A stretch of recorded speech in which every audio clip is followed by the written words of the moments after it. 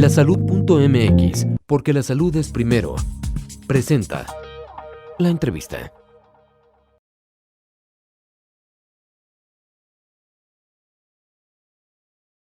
Surgió entonces la cirugía cardiovascular. Antes de eso no se tocaba el corazón. No existía eso en nuestro país, cuando menos. Había un aforismo que decía: ay de aquel médico que toque el corazón, perdería el respeto de todos sus compañeros. Entonces se tenía temor de manejar una víscera tan importante, y una víscera que nunca se había manejado. Pero en Estados Unidos de Norteamérica, de esas escuelas de las que estamos platicando, ya para 1920 y tantos, alguien se había atrevido a tocar el corazón y había salido bien, el doctor Sutter. Y salió bien, la paciente quedó en la historia porque ya no se siguió. Después de eso, para 1948, dos médicos, el doctor Bailey y el doctor Harken, hicieron la primera comisurotomía mitral. Entonces, metieron el dedo en el corazón y abrieron la válvula mitral, que estaba estrecha, con éxito. Sus pacientes sobrevivieron y eso hizo explotar la cirugía. Entonces, era cirugía de corazón cerrado. Claro.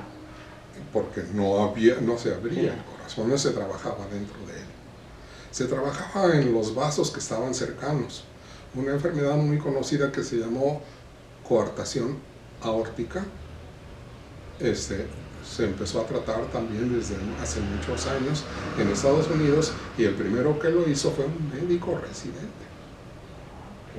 ¿Qué importancia tiene el médico residente? Claro. Todavía más o menos en esos días había una enfermedad que se llamaba la enfermedad azul. Ahora todos la conocen vulgarmente como tetralogía de Fallot. Todo el mundo la conoce. Pero los niños estaban azules, estaban cianóticos y morían muy tempranamente. Otro médico, el doctor Laylock, y la doctora Helen Townsend, propusieron cerrar ese conducto, cerrar el conducto arterioso para evitar que los pacientes se pusieran azules. Entonces fue otra cirugía, pero era todavía alrededor del corazón. Claro. No era cirugía cardíaca propiamente dicha, ¿no? La cirugía dentro del corazón fue mucho más tarde. Esa era la periferia. La periferia. O se metía el dedo en él, o se metían instrumentos. Por ahí tengo en el museíto de aquí del hospital algunos de los dilatadores que se utilizaban. Para entonces, el doctor Teófilo Ortiz Ramírez convocó a un doctor, Bernardo Castro Villagrana. Don Bernardo Castro Villagrana venía de la escuela de Houston. En Houston, dos doctores famosos, de Becky y doctor Cooley, habían empezado a hacer este tipo de cirugías. Entonces él se formó con ellos, asistió con ellos y trajo su legaje al centro hospitalario 20 de noviembre y empezó la cirugía cardíaca. Empezó las comisurotomías, y la primera comisurotomía que hizo el doctor Bernardo la hizo en 1962. Todavía vive la paciente. Yo hube de reoperarla varios años después, porque la válvula que él había dilatado había degenerado ya. Y entonces esta paciente todavía nos debe estar escuchando, ¿verdad? Entonces imagine cuando empezó la cirugía cardíaca en nuestro hospital. Ha sido un pilar, obviamente, el 20 de noviembre para lo que es la cuestión de cardiología, ¿no, doctor? De cardiología, claro que está el Instituto Nacional de Cardiología específicamente, pero para la institución, para el ISSSTE, el Hospital 20 de Noviembre es el que abrió el camino. El doctor Castro Villagrana no solo nos enseñó eso, sino que tenía una habilidad quirúrgica extraordinaria. Resecaba algo a lo que le teníamos entonces, o sea, le tenía miedo, que se llamaba aneurisma de la aorta abdominal, y en unos minutos él rodeaba el aneurisma, lo resecaba y lo cambiaba por una prótesis. Las prótesis entonces eran muy primitivas, estaban hechas con dacrón, esto es con las mangas de nuestra camisa, y funcionaron. Pero han evolucionado enormemente. Han evolucionado hasta nuestros días, al grado de que ya no se necesita, sino que se hace por intervencionismo, esto es, por métodos no tan invasivos, aunque son invasivos todos ellos, para poder curar a una persona de padecimientos tan graves se necesita invadirlo, ¿no? Claro. Una simple inyección es una invasión que hacemos al organismo. El Claro. doctor Castro se reunió a otros médicos que también se habían formado en Estados Unidos y que con ellos hizo un equipo de cirugía cardíaca y vascular. Estaban entonces el doctor Raúl Legaspi, el llegado de Boston, el doctor León Bialostowski, el regresado de Galveston, que fueron los primeros en el equipo quirúrgico. Y de residentes apareció la residencia de cirugía cardiovascular. El primer residente fue un doctor que se llama Federico Morales Monteseoca, y el segundo residente fue un servidor. Ah, ok. Ahí nacen los residentes, doctor. Los residentes empezamos en ese momento, se formaron, empezaron a llegar los residentes y hubo necesidad de hacer una jefatura de residentes.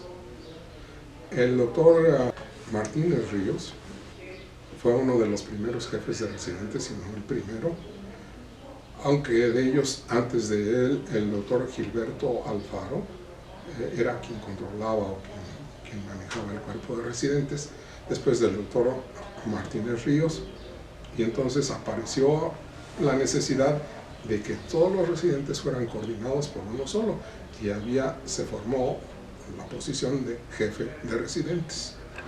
Le daban a usted un papelito que decía que había estado usted haciendo unos 2 o 3 años dentro de la residencia de cirugía cardiovascular, pero no era un certificado ni nada, no era una simple constancia.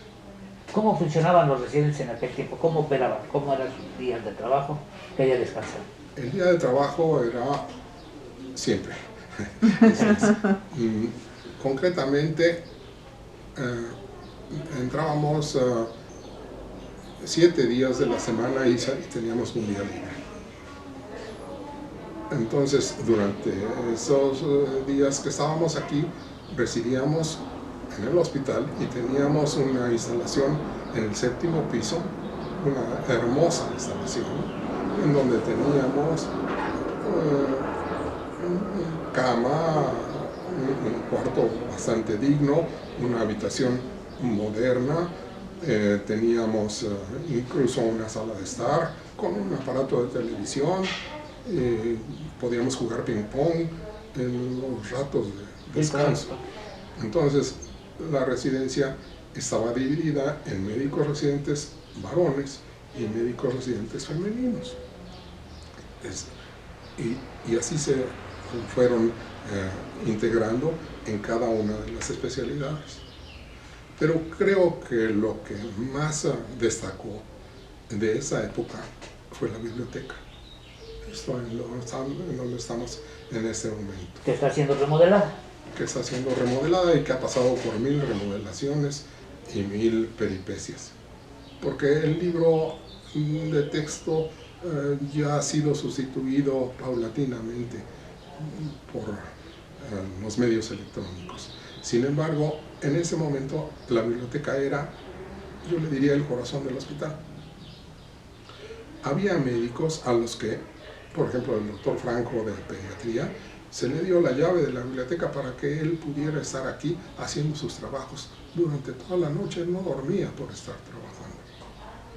En la biblioteca, en el vestíbulo de la biblioteca estaban todas las revistas médicas recién llegadas, perfectamente clasificadas, y se podían consultar todas las revistas médicas de cada una de las, hasta entonces, 3 especialidades, que eran, bueno, ahorita está un poquito, se los voy a definir en un rato, pero en ese sitio nos reuníamos, o se reunían todos los médicos, discutían desde los periódicos del día que estaban ahí, los periódicos científicos que recibían, intercambiaban ideas y hacían medicina.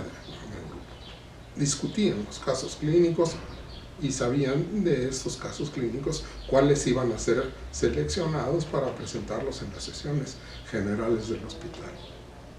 El corazón era la biblioteca. Esto ha pasado o ha cambiado enormemente. La bibliotecaria era una persona también extraordinariamente preparada. Nuestra jefa de enfermeras, la doctora Nora Juvencia Velázquez, había sido preparada en la clínica Mayo e implantó aquí en el hospital toda la metodología para el manejo de los problemas de enfermería, todo lo de enfermería del hospital. Las salas de operaciones había 13 salas de operaciones para cada una de las especialidades. Entonces se podían hacer todas las especialidades, ejercer todas las especialidades. Especialmente orgullosos también estuvimos entonces del departamento de radiología, le llamábamos radiología, pero ahora se llama imagenología, es mucho más extenso que eso. Quizá es una de las cosas que más se han desarrollado en la medicina. Entonces el doctor Gustavo Ríos San Martín fue el jefe de este departamento de rayos X, de radiología. El doctor Noriega Limón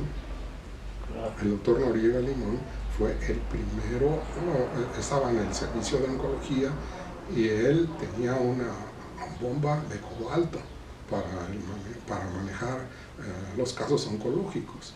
La bomba de cobalto fue entonces una cosa única en el país, yo creo, no única, pero sí una de las primeras. Y el doctor Noriega Limón formó también a todo un grupo de oncólogos. Que es el INCAN. Que ahora se hace el INCAN. Por cierto que los doctores que fundaron el INCAN después estuvieron aquí en el hospital. Todos los servicios fueron desarrollándose así paulatinamente. Y en forma muy brillante. Por ejemplo,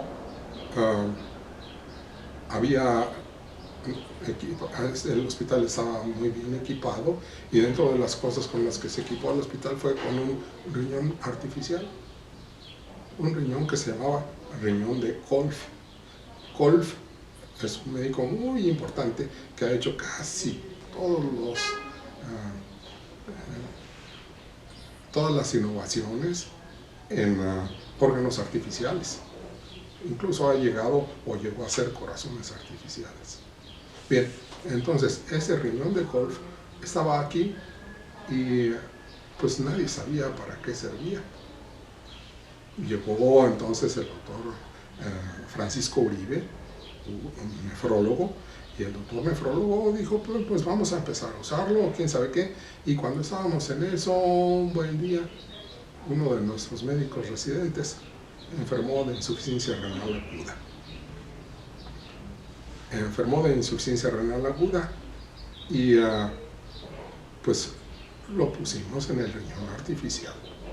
Eso es, empezamos a hacer trabajo multidisciplinario. Esa es la importancia. Claro. No el riñón artificial en sí, sino que se necesitó un cirujano vascular para poner el acceso al riñón. Se necesitó un nefrólogo para manejar el riñón y se necesitó un médico internista y un especialista para atender al paciente durante todo esto. Afortunadamente, el doctor Suárez Sánchez, que fue el paciente, se alivió porque fue insuficiencia renal aguda.